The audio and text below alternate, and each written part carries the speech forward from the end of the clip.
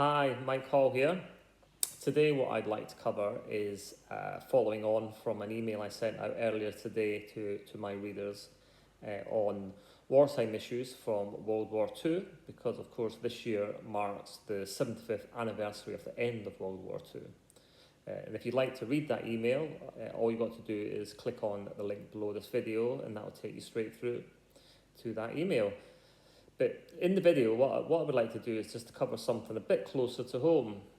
I live and our business is based in Guernsey in the Channel Islands, and the Channel Islands was the only part of the British Isles which was occupied by Nazi Germany during the Second World War. And that occupation happened a week after Britain demilitarised the island. So there's a bit of a feeling in the islands that the Channel Islands were left high and dry.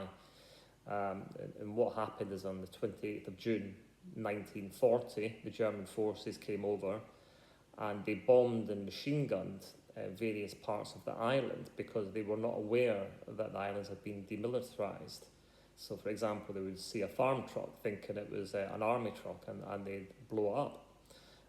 But on the 1st of July in 1940, Guernsey surrendered, and from that day the islands were occupied by the Germans and suffered a lot of hardship during the war, but that's a large subject in itself, which I'm not covering today.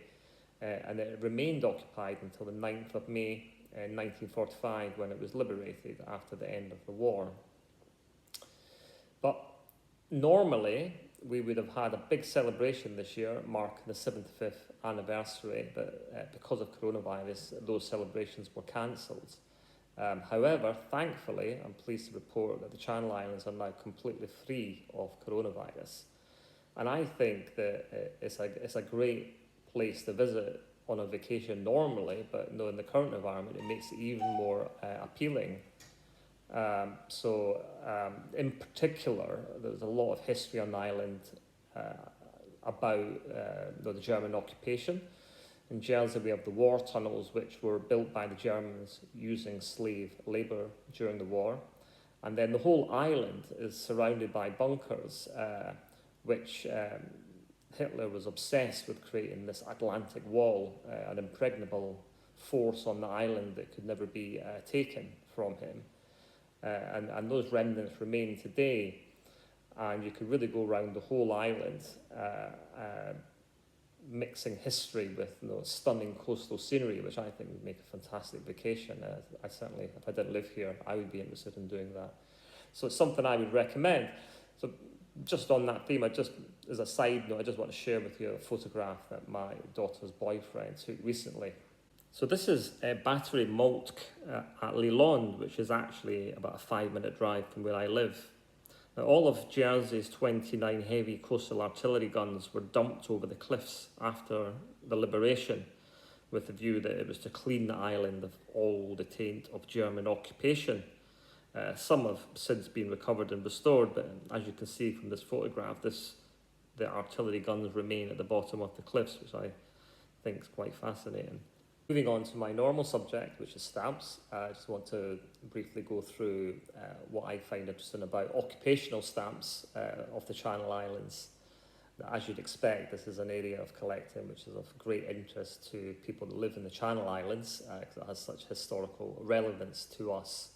There's actually a Channel Islands Philately Society, and there's a real vibrant collector base here for occupational stamps.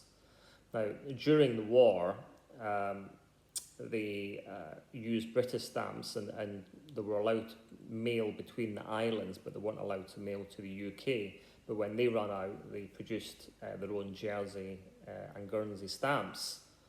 And they also had the Germans, they used their own mailing system, and that covers a separate piece of postal history on its own.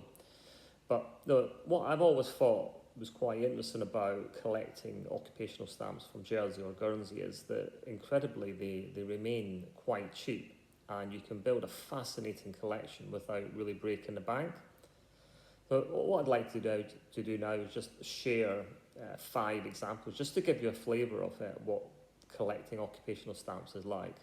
These Jersey stamps were issued once the stocks of British stamps run out, and they featured the shield of arms of England, but that was not known to the Germans, and if they had known about that, they would almost certainly have banned them. But what's even more fascinating is that in the corner there's secretly 4 minute A's in the design, which were intended to stand for the Latin, which I'll not pronounce correctly probably, but it was ad Avernum Adolf Atrox, which translates as "to hell with you, atrocious Adolf," which I find quite humorous as a rebellion from the Channel Islanders against the Guernsey, the Nazi occupation. The second item here is this was the Germans' attempt to solve the coming shortage of British stamps, and it was a failure. These essays for an imperforate 1 pence Jersey stamp were produced by a Jersey firm commissioned by the Germans, but some of them were overprinted with swastikas, and the bailiff of Jersey objected to them. Probably following consultation in Berlin, it was decided they were rejected, which would most likely be because they didn't feel it was worth the hassle of having an island in revolt for something so trivial. Initially, the Germans planned to overprint British stamps, but that was clearly doomed to failure, as no new supplies could ever be ordered. But these are a great rarity. There's only 2 sets known to exist, both in private collections. Some stamps were cut in half, and that's called bisected, in both Jersey and Guernsey to match postage rates. And I think this is something that makes a fascinating addition to any collection. This final one's a bit peculiar. The envelope includes 1943 stamps, and as you can see, they're marked as a first day cover, but it was not permitted to post this to England during occupation, so it doesn't make a lot of sense, and also you can't see the date of the postmark, so it's very difficult to authenticate this item, but it's certainly fascinating for philately. Well, I hope you found this little snippet of collecting Channel Islands occupational stamps of some interest. I think it's an area that I will probably delve into in a lot more depth when I'm retired, based on this is where I live.